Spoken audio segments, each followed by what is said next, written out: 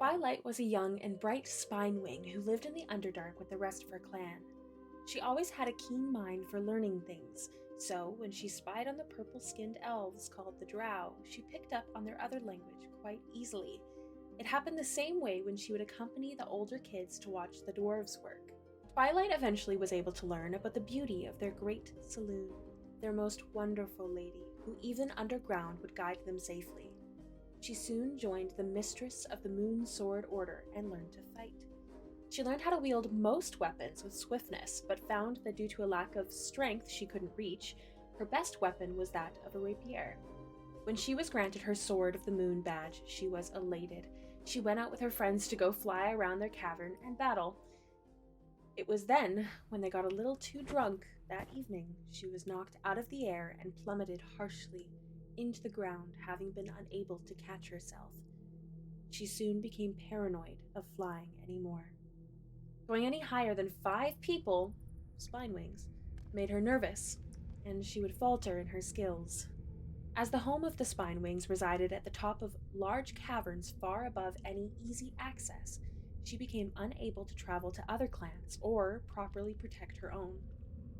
Her badge was taken away on suspension. She was so upset. This was not what she wanted.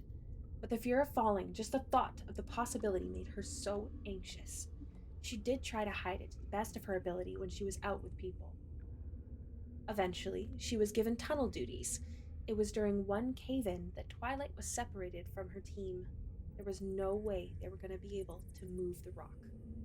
So, through a tiny hole, they passed her badge as she was going to go forth and pray that Saloon would guide her through the tunnels and bring her home.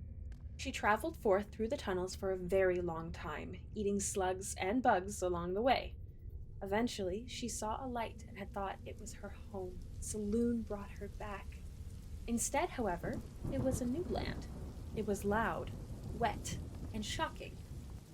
She found some sort of hut nearby to hide in. The guests were very startled by her presence. They turned out to be a nice pair of humans, Dan and Maria. At first, they couldn't understand each other. They were speaking in a backwards tongue, but they soon uttered words in Dwarvish. She was elated to hear someone speak actual words for once. She learned that the raging noise outside was thunder. Twilight was enamored with this thunder. She really wanted to learn about it. She sadly found out it only comes time to time. Yet, the sadness faded much sooner when she saw Saloon for the first time. Her lady was so beautiful in the sky. She truly had guided Twilight to safety. And, because of this, Twilight took it upon herself to continue forth in this new land. Saloon would lead her home when she was needed there. So, from now on, she would learn what she could of this thunder. It proved much harder a feat to do when most people tried to catch her for being an evil beast, and that most people spoke in that weird backwards tongue. She learned partial bits through those who could speak Elvish or Dwarvish, but mainly her vocabulary was jumbled in this new language. She could get most base conversations after a while. This is also how she got the name Tama. For some reason, translating Twilight from Undercommon to Common led to a mispronunciation and someone giving up. Fidget was given by some kind folk who just didn't try and thought she was a pet. When she met someone of arcane skill who could wield the power of thunder, she followed them around and was granted access to look in their fancy book. She didn't quite understand magic by itself. She did comprehend how to use her rapier though. So, through logical thought, she tried to use her rapier to cast magic, to little advance. The man laughed at her, thinking she was silly to do so. It did not bother her. She kept swinging her blade and chanting the funny words, when one day she slipped up, chittered the words in annoyance, and her rapier crackled with magic at the wrong words. She tilted her head curiously at this, and did so again, but this time with intention. Magic sung along her blade as she chittered out the words. When she struck the tree, another impact followed right after. A small, but loud one that blew off more wood from the tree. She quickly came to realize, with the help of her arcane friend, that she could chitter magic into items. This is when she started to craft her magical jewelry, imbuing the very fibers and strands of gold with spells.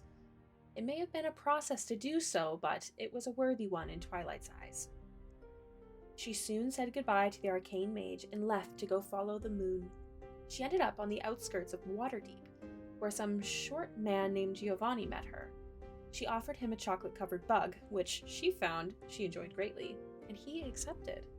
He enjoyed it, but asked her to never tell him what the bug was. That was fine by her.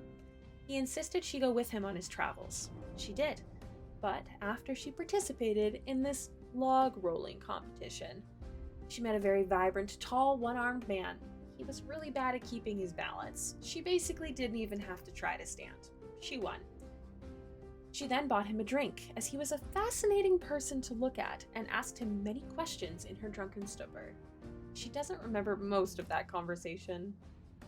She met the insufferable Catman later. She thought he would understand her better, being part of another species as well, but it wasn't meant to be. He hated her bug eating, mocked her for it at times, and Giovanni always misunderstood what she was trying to say. Tankard. Well, he's Tankard.